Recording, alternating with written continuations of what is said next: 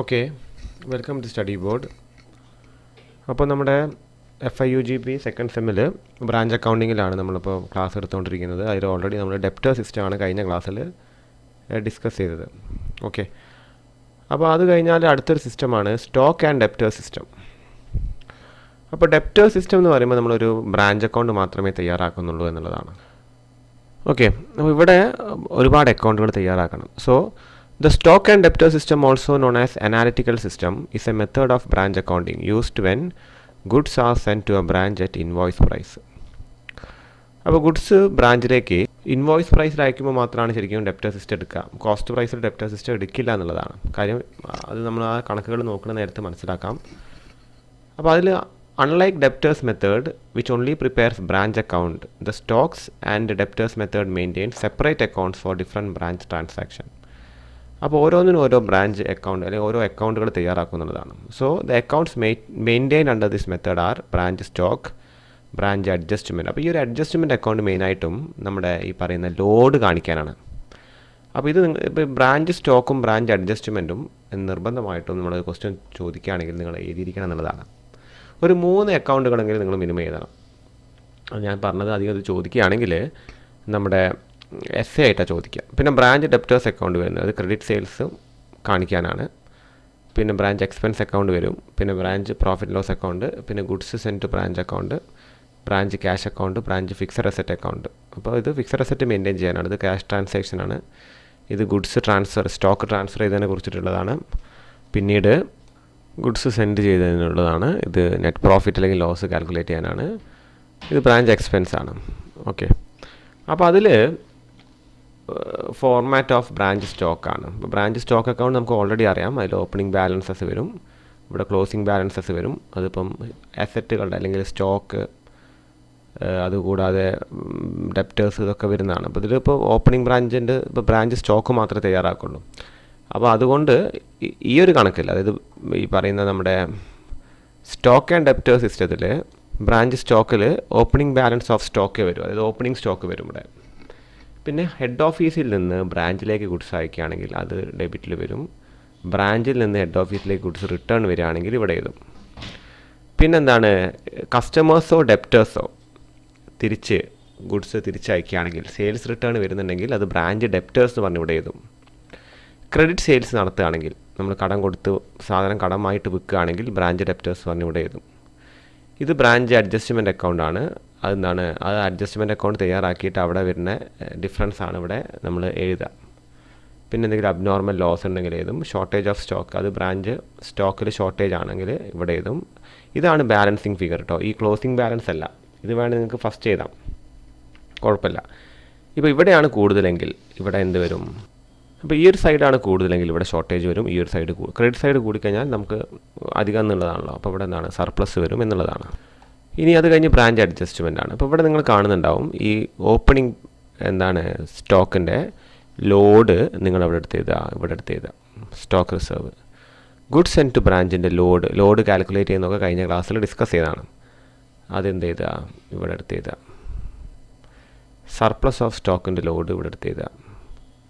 Goods send to branch return ആണ്. Head ഓഫീസിലേക്ക് തിരിച്ച് വരുന്ന ഗുഡ്സിൻ്റെ ലോഡ് എവിടെ എഴുതുക, ഇവിടെ എഴുതുക. എബ്നോർമൽ ലോസ് ഉണ്ടെങ്കിൽ അതിൻ്റെ ലോഡ് എഴുതുക. ഷോർട്ടേജ് ഓഫ് സ്റ്റോക്ക് ഉണ്ടെങ്കിൽ അതിൻ്റെ ലോഡ് ഇവിടെ എഴുതുക. പിന്നെ എന്താണ്, നമ്മുടെ നോർമൽ ലോസ് വരികയാണെങ്കിൽ അത് എഴുതുക. ഓക്കെ, പിന്നെ ക്ലോസിംഗ് സ്റ്റോക്കിൻ്റെ ലോഡ് എടുത്ത് ഇവിടെ എഴുതുക. അതാണ് വരുന്നത്. ഇനി അത് കഴിഞ്ഞിട്ട് ബ്രാഞ്ച് ഡെപ്റ്റേഴ്സാണ്. അപ്പോൾ ബ്രാഞ്ച് ഡെപ്റ്റേഴ്സിൻ്റെ കയ്യിൽ നിന്ന് ക്യാഷ് കിട്ടുകയാണെങ്കിൽ ഇവിടെ ബിൽസ് റിസീവബിൾ കൊടുത്തിട്ടുണ്ടെങ്കിൽ ഇവിടെ. പിന്നെന്താണ്, branch stock return off from debtors ഉണ്ടെങ്കിൽ ഇവിടെ എഴുതണം. ഇത് എഴുതുക. പിന്നെന്താണ്, അത് എവിടെ എഴുതണം, അത് ഇവിടെ എഴുതണം. പിന്നെന്താണ്, എന്തെങ്കിലും ബാഡ് ഡെപ്റ്റോ ഡിസ്കൗണ്ട് അലോഡോ അത് ബ്രാഞ്ച് എക്സ്പെൻസിലേക്ക് വരുന്നതാണെങ്കിലും ഡെപ്റ്റേഴ്സായിട്ട് ബന്ധപ്പെട്ട് വരുന്നതാണ്. ഒന്ന് ബാഡ് ഡെപ്റ്റ്, ഡിസ്കൗണ്ട്. പിന്നെ ഓപ്പണിംഗ് ബാലൻസിൻ്റെ ഇവിടെ എഴുതുക. പിന്നെ ഞാൻ ബ്രാഞ്ച് സ്റ്റോക്ക്, ചിലപ്പോൾ ഈ ക്രെഡിറ്റ് ബാലൻസ് കിട്ടാൻ അല്ലെങ്കിൽ ക്രെഡിറ്റ് സെയിൽസ് കിട്ടാൻ വേണ്ടി നമ്മൾ തയ്യാറാക്കും. അപ്പോൾ ഇത് രണ്ടും ഓൾറെഡി ക്വസ്റ്റനിൽ തരും. ചിലപ്പോൾ ഈ ക്ലോസിംഗ് ഡെപ്റ്റേഴ്സിന് കാണേണ്ടി വരാം. ക്രെഡിറ്റ് സെയിൽസിൻ്റെ ഇവിടെ എഴുതുക. ഓപ്പണിംഗ് എന്താണ് debtors, opening balance of debtors ഇവിടെ എഴുതുക. അത് കഴിഞ്ഞിട്ട് എല്ലാ എക്സ്പെൻസുകളും ഇവിടെ എഴുതുക. അത് ബ്രാഞ്ച് ഡെപ്റ്റേഴ്സായിട്ട് ബന്ധപ്പെട്ട ബാഡ് ഡെപ്റ്റ്, ഡിസ്കൗണ്ട്, പിന്നെ സാലറി, റെൻറ്റ്, പെറ്റി ക്യാഷ്, ഡിപ്രിസിയേഷനൊക്കെ വരും. അതിൻ്റെ ബാലൻസ് ഇവിടെ വരും. പിന്നെ ബ്രാഞ്ച് പ്രോഫിറ്റ് ലോസ് അക്കൗണ്ടാണ്. അപ്പോൾ ബ്രാഞ്ച് അഡ്ജസ്റ്റ്മെൻറ്റിന് പ്രോഫിറ്റ് കിട്ടാൻ ഇവിടെ എഴുതാം, ലോസ് ആണ് ഇവിടെ എഴുതുക, ബ്രാഞ്ച് എക്സ്പെൻസുകളൊക്കെ ഇവിടെ എഴുതുക, ഷോർട്ടേജ് ഓഫ് സ്റ്റോക്ക് വരാണ് ഇവിടെ എഴുതുക. അതിൻ്റെ കോസ്റ്റ് പോർഷൻ എഴുതാൻ പാടില്ലേ, എബ്നോർമൽ ലോസിൻ്റെ കോസ്റ്റ് പോർഷൻ എഴുതാൻ പാടുള്ളൂ, സർപ്ലസ് ഓഫ് സ്റ്റോക്കിൻ്റെ കോസ്റ്റ് പോർഷൻ എഴുതാൻ പാടുള്ളൂ. പിന്നെന്താണ്, ഞാൻ ഒന്നുകിൽ P&L നെറ്റ് ലോസ് വരാം, P&L നെറ്റ് പ്രോഫിറ്റ് വരാം. പിന്നെ ഗുഡ്സ് ആൻഡ് ബ്രാഞ്ചിന് വേണമെങ്കിൽ നമുക്ക് എന്താണ് ഒരു ലെഡ്ജർ തയ്യാറാക്കാം. അത് ഗുഡ്സ് ആൻഡ് ആയിട്ട് എഴുതുമ്പോൾ എന്താണ് ഇവിടെ എഴുതുക, റിട്ടേൺ ഓഫ് ഫ്രം ഹെഡ് ഓഫീസാണ് ഇവിടെ എഴുതുക, ബ്രാഞ്ച് അഡ്ജസ്റ്റ്മെൻറ്റ് ലോഡ്സ് ഇവിടെ എഴുതുക, രണ്ട് ഭാഗത്ത് വരുന്നത് ഗുഡ്സ് ആൻഡ് ബ്രാഞ്ചിൻ്റെ. ഓക്കെ, എന്നിട്ട് എന്താണ് ഇവിടെ ട്രേഡിങ് ബാലൻസ് ട്രാൻസ്ഫേർഡ് ആണ്. പിന്നെ ക്യാഷ് ആണ്, expense, fixed asset, bank account, remittance ആണ്. അപ്പോൾ അതൊക്കെ നോക്കി വെക്കാം. അപ്പോൾ ഇതിൽ ഞാൻ പറഞ്ഞു നിങ്ങൾക്ക് ഇമ്പോർട്ടൻ്റ് ആയിട്ട് നിങ്ങൾ നോക്കേണ്ടത് ഇത് പിന്നെ ഡെപ്റ്റേഴ്സാണ് പ്രധാനമായിട്ടും നിങ്ങൾ നോക്കേണ്ടത്. പിന്നെ അത് കഴിഞ്ഞാൽ ഒരു പരിധി വരെ എന്താണ് ബ്രാഞ്ച് P&L വരാം. മാക്സിമം പോയ 4, അധികം 3 നിർത്തും. കാര്യം എന്താ വെച്ചാൽ 10 മാർക്കിൻ്റെ ചോദ്യമാണ്.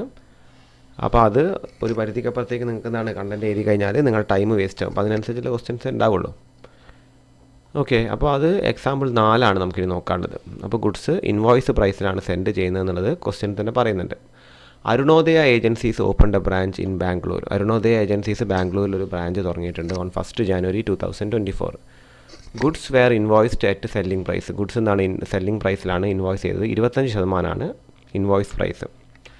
അപ്പോൾ ഒരു 100 രൂപേൻ്റെ സാധനം 125 രൂപയ്ക്ക് വിൽക്കും എന്നുള്ളതാണ്. 1000 രൂപേൻ്റെ സാധനം 1250 രൂപയ്ക്ക് വിൽക്കും. 2000 രൂപേൻ്റെ സാധനം 2500. ആ 25% പ്രോഫിറ്റോട് കൂടിയിട്ടാണ് സാധനം അയക്കുന്നത് ഹെഡ് ഓഫീസിൽ നിന്ന് ബ്രാഞ്ചിലേക്ക്. From the following particulars relating. അപ്പോൾ നമുക്ക് എക്സാമ്പിൾ 4 ഇവിടെ നോക്കാനുള്ളത്. ഗുഡ്സ് സെൻഡ് അറ്റ് ഇൻവോയ്സ് പ്രൈസാണ്. അതായത് കോസ്റ്റിനെക്കാട്ടിയും കൂടുതലായിട്ട് അവിടെ പ്രോഫിറ്റ് ആഡ് ആക്കിയിട്ടാണ് ഗുഡ്സ് അയക്കുന്നത്. ഇൻവോയ്സ് പ്രൈസ് എന്ന് വെച്ചാൽ ബിൽ പ്രൈസാണ്. ബില്ലിൽ നിന്നുണ്ടാവുക വാങ്ങിയ ചിലവുണ്ടാവും, അതിൻ്റെ കൂടെ അതിൻ്റെ വിൽക്കുന്ന ആൾ അതിൽ ഈടാക്കിയ ലാഭവിഹിതവും അതിലുണ്ടാവും. അതിനെയാണ് ഇൻവോയ്സ് പ്രൈസ് എന്ന് പറയാം. Okay, so Arunodaya agencies open a branch in Bangalore. Arunodaya agencies ബാംഗ്ലൂരിലൊരു ബ്രാഞ്ച് ഉണ്ട് അവർക്ക്. Goods were invoiced at selling price. അപ്പോൾ ഇൻവോയ്സ്ഡ് എന്ന് പറയുമ്പോൾ തന്നെ എന്താണ് അത് ഇൻവോയ്സ് പ്രൈസിലാണെന്നുള്ളത് മനസ്സിലാക്കുക. Was at a cost plus 25%. കോസ്റ്റിൻ്റെ കൂടെ 25% കൂടിയാണ് വരുന്നത്. From the following particulars relating to the year 2024 you are required to prepare different accounts under stock and debtor system.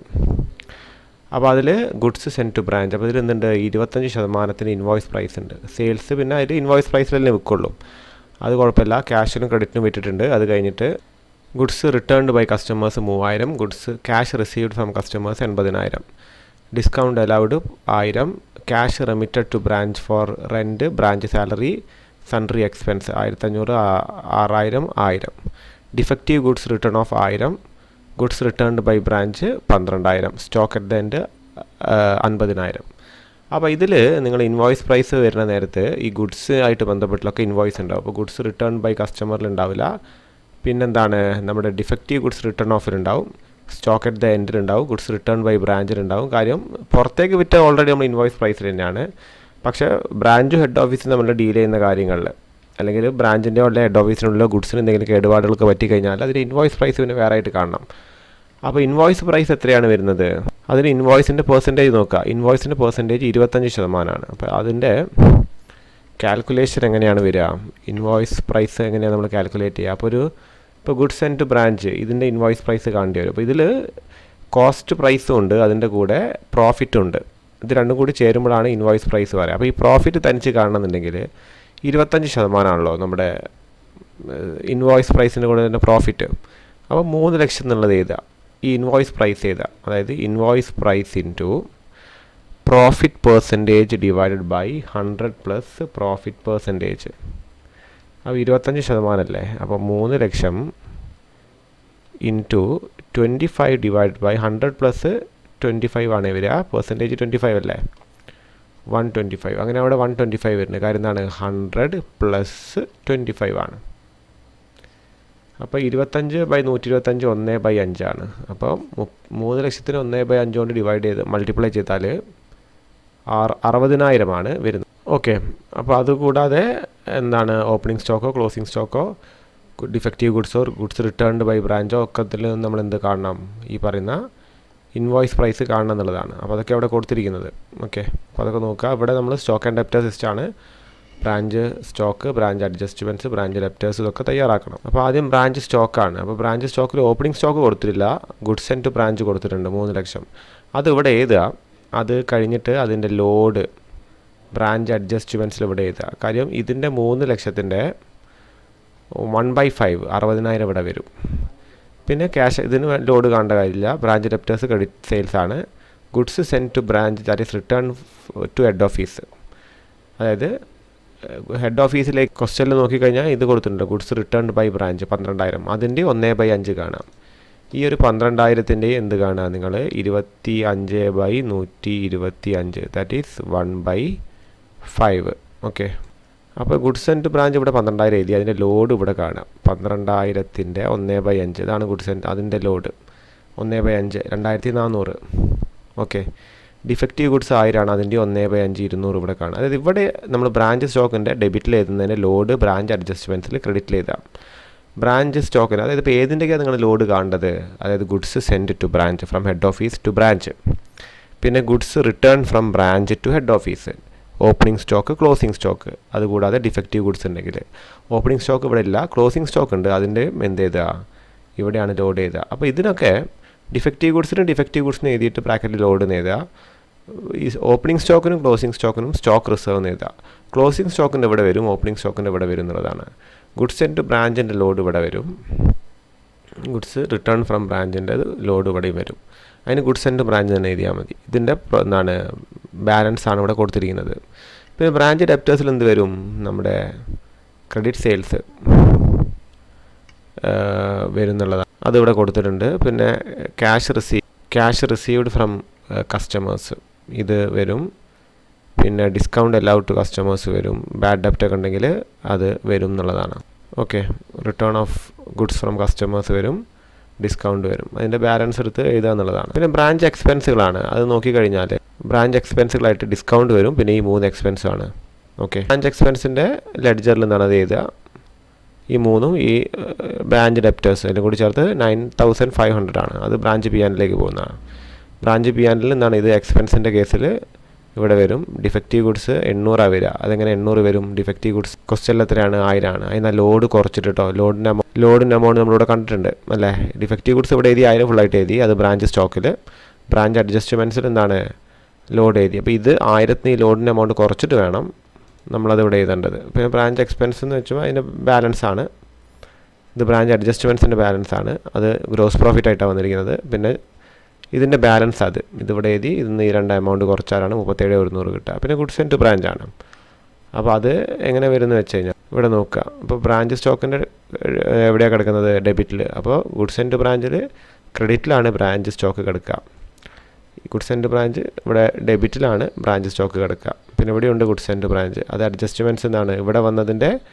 Goods sent branch പോകുമ്പോൾ എന്താണ് ഡെബിറ്റിൽ വരും ബ്രാഞ്ച് അഡ്ജസ്റ്റ്മെൻറ്റ്. ഇവിടെ ബ്രാഞ്ച് അഡ്ജസ്റ്റ്മെൻറ്റ് ക്രെഡിറ്റിലാണ് ഗുഡ്സ് സെൻറ്റ് ബ്രാഞ്ച് വന്നെങ്കിൽ ഗുഡ്സ് സെൻറ്റ് ബ്രാഞ്ചിൻ്റെ എന്താണ് ഈ ക്രെഡിറ്റ് സൈഡിൽ ബ്രാഞ്ച് അഡ്ജസ്റ്റ്മെൻറ്റ് എന്ന് പറഞ്ഞിട്ട് ഈ ഒരു എമൗണ്ട് വരും. ഓക്കെ, അതാണ് ഇവിടെ എഴുതിയിരിക്കുന്നത്. ബ്രാഞ്ച് സ്റ്റോക്ക് പിന്നെന്താണ് ബ്രാഞ്ച് സ്റ്റോക്ക്, അത് രണ്ടും എഴുതാം. ബ്രാഞ്ച് സ്റ്റോക്കിൽ വന്നതാണത്. പിന്നെ ബ്രാഞ്ച് അഡ്ജസ്റ്റ്മെൻറ്റ്സ് അതിൻ്റെ ബാലൻസാണ് വരുന്നത്. പിന്നെ ഇൻവോയ്സ് പ്രൈസ് മൈനസ് ലോഡാണ്, cost of defective goods. Okay, അപ്പോൾ ഇത്രയും കാര്യങ്ങളാണ് ഈ ഒരു കണക്കിൽ നമുക്ക് ഡിസ്കസ് ചെയ്യാനായിട്ടുള്ളത്.